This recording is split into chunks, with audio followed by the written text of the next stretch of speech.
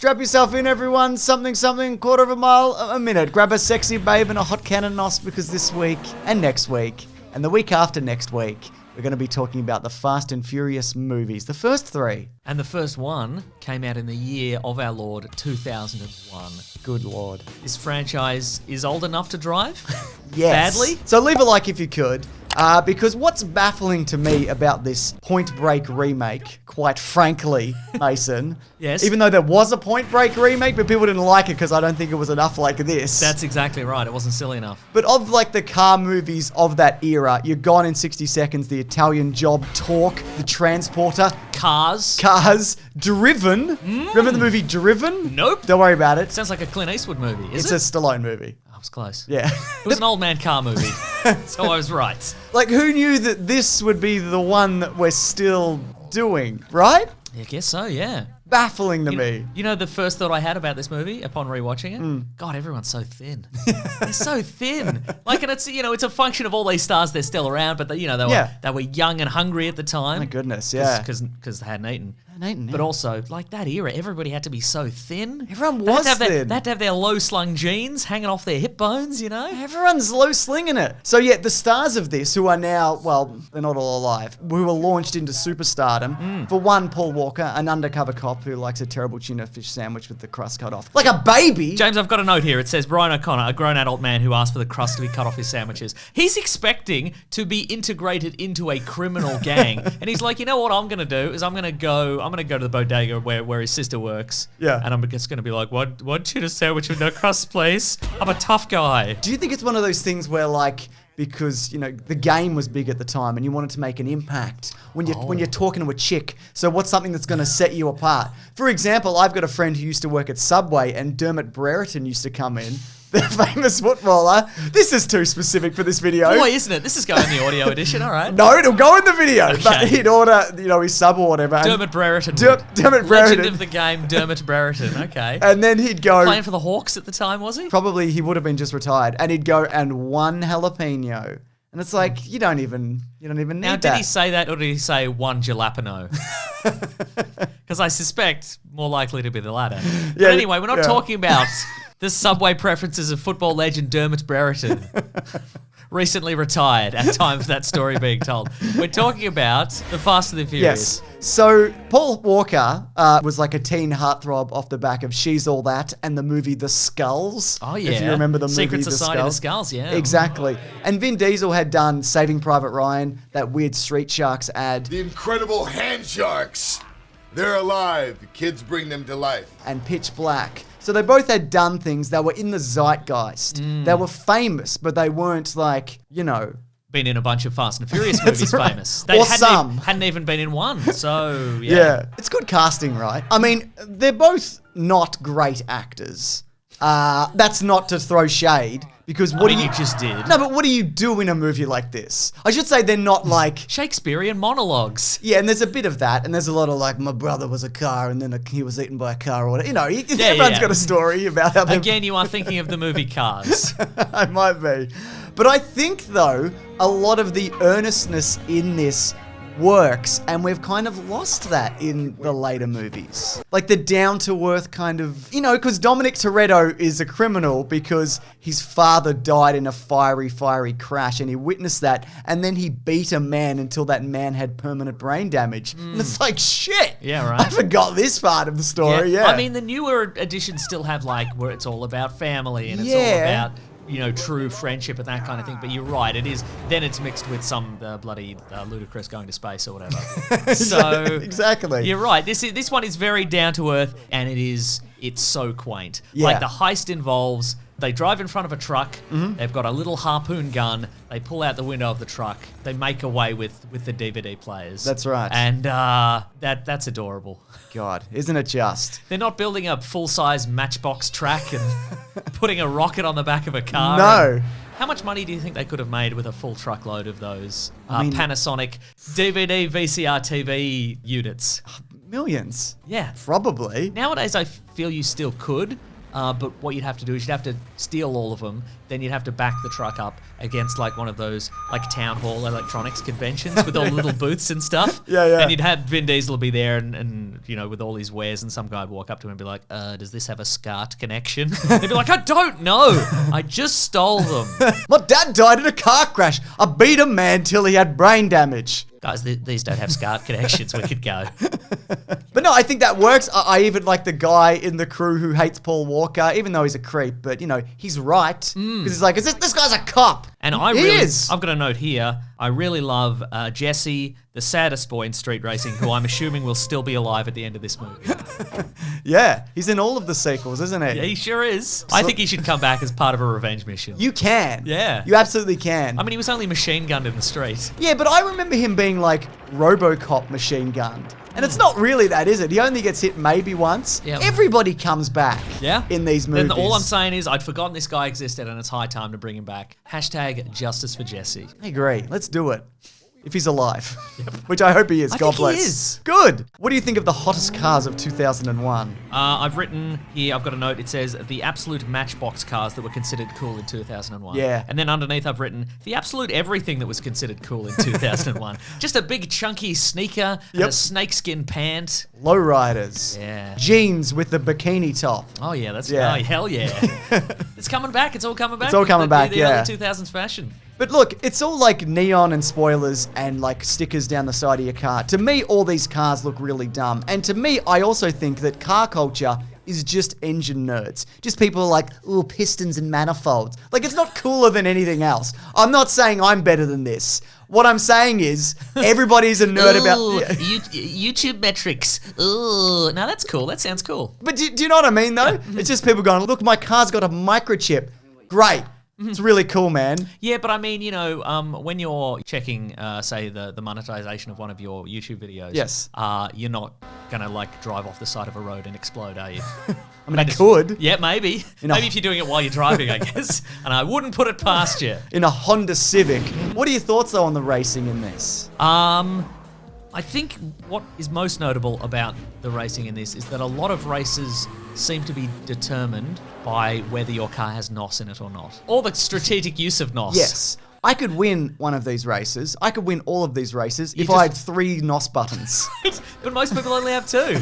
But I mean, yeah, in a lot of instances, it's a lot of like, hey, I think I could beat you, and then you drive along, and then they're like, not if I do the NOS. At least in this one, which we cannot say about some of the sequels, at least for the most part, it is real cars doing real stuff. Yeah, there is a bit of like speed racer kind of blurry lines going on. When we see the actors in the cars, a lot of the outside background is clearly CGI'd in, but they also had like car rigs where, you know, you put the car on a trailer and you do it like that to make it look real for the most part. Well, I guess what I'm saying is at least they weren't just clambering on big green boxes and then everything else is filled in later. Yeah. At least there were dummy car bodies that they were standing on well, sometimes. that's exactly right. But there's a few stunts in particular that are genuinely really great. That last truck heist, it's really impressive. And look, that's not Paul Walker. You can see that because it's a different looking man and you see him multiple times and it looks like a guy much older than Paul Walker.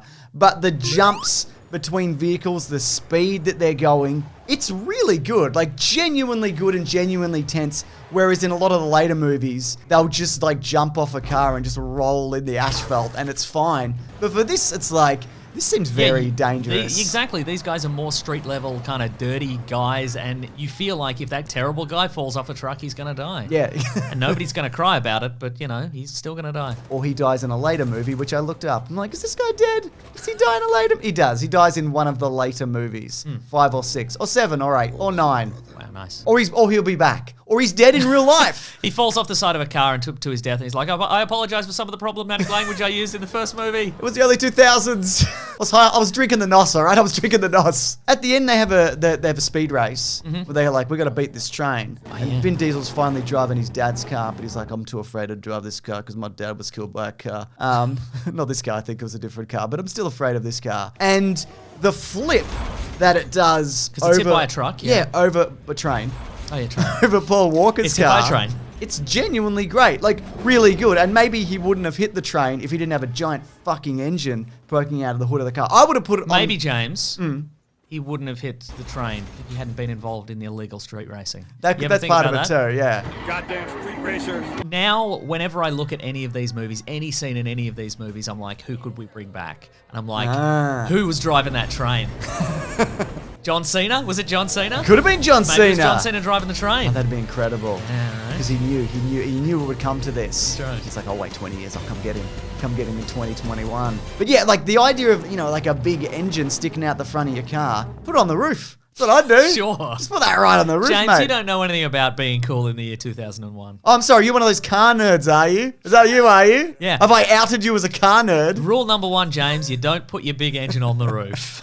Everyone knows that. There's a few moments in this with There were plenty of moments in this. with actors, because I love it when I'm watching a movie and I'm like, I recognize that actor. Diamond Face. From Diamond the movie Face. Die Another Day, yeah. Exactly. The most 2001 guy you could possibly imagine. Bring him back. Bring back Diamond Face. What happened to him? Fell off a bike? I can't remember. Paul Walker shot him a bunch of times. Oh no. But again, Or was it Vin Diesel who shot him? no, it was Paul Walker definitely. Oh no. But again, like you said, it's not like he was chopped into 100,000 pieces by a jet engine. So But even then.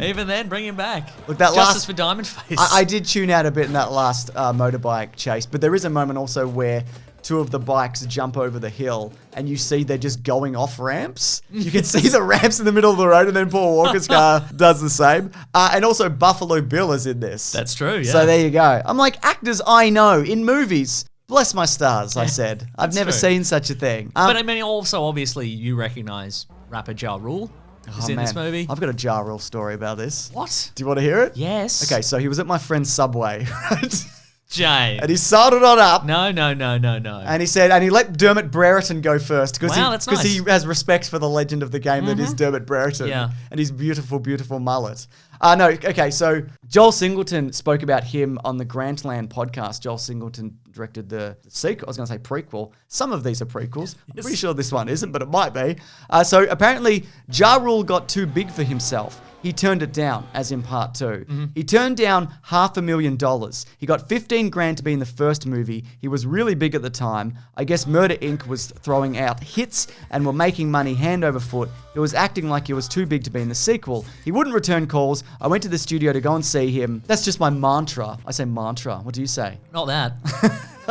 I deal with a lot of music people. He was kind of playing me to the side, and I was like, what is this shit? This was all initiated by me. I then made the call. I called Ludacris. Whoa. So that's why Ludacris is a star of this franchise. Chris Ludacris Bridges, legend of the screen. You could bring back Ja Rule, though.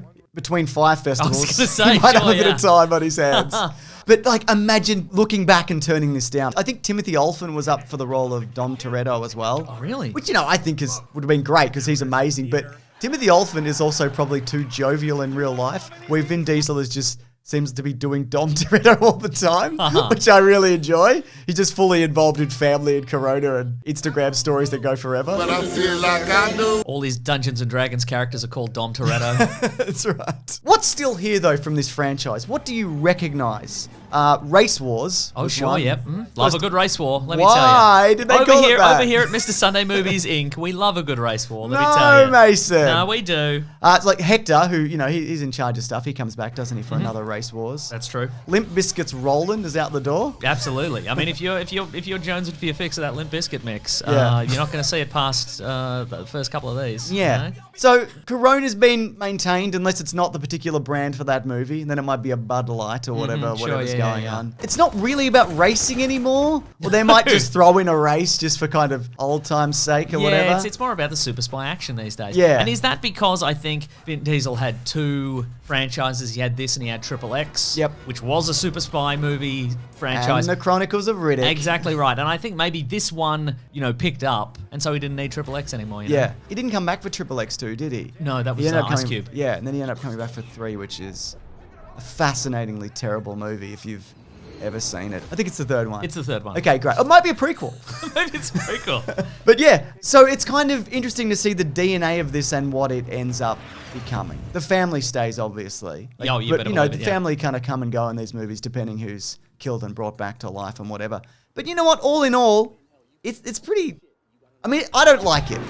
It's fine. Sure, okay, right. No, it's interesting. I would say more than like It's definitely a time capsule, Yeah, isn't it? I didn't love it at the time, and I certainly I was because I've never been a cars guy because of all the car nerds out there. Because nobody will let you put an engine on a roof. Sure, I get it. I don't not like it. It's just more of kind of a fascinating glimpse into the past. This franchise, which is bigger than ever. Did this movie predate Pimp My Ride, or was Pimp My Ride inspired by Great this? question. Let's check it out. The reason I ask is because in this movie, Dom Toretto does have a huge sound system in his car that he operates using a remote control. It's a good point. Despite the fact that it's like 6 inches from his hand.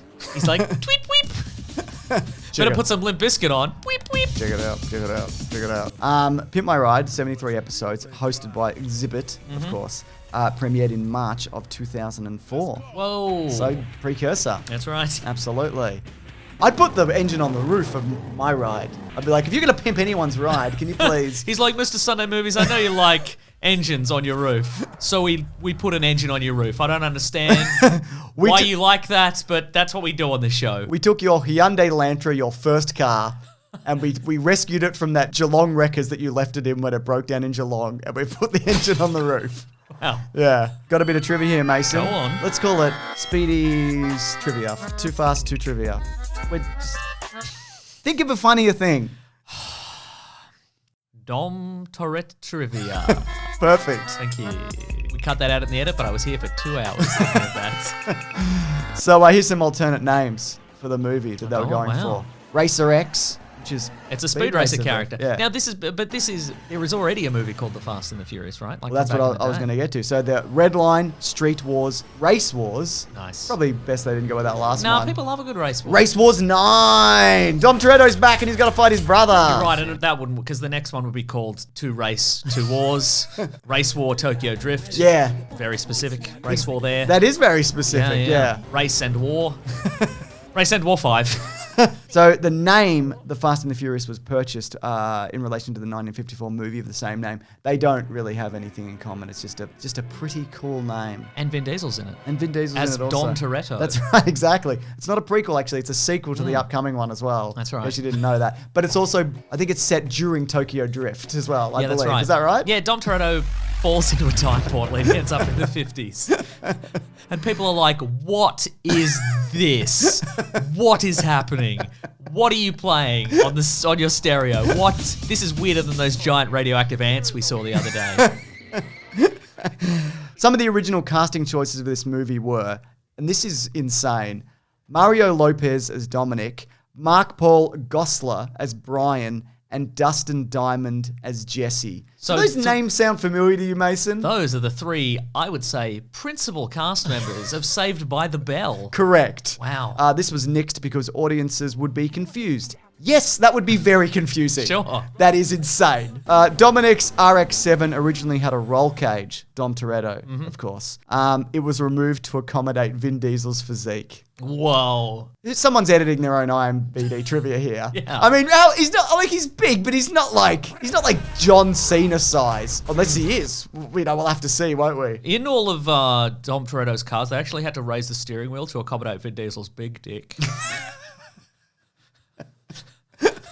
That's just facts. That's just trivia. That's right. Actually, they took the engine out and they put it above because they had to slide his dick under the bonnet. That's right. That's what they had to do. Yeah. Yeah. I would have put it on the roof. His dick, that is. Just sliding it over the top. Slinging over the top there. Yeah, terrific. Anyways, this has been The Fast and the Furious 2001s. We didn't talk about the plot, but there isn't really a plot.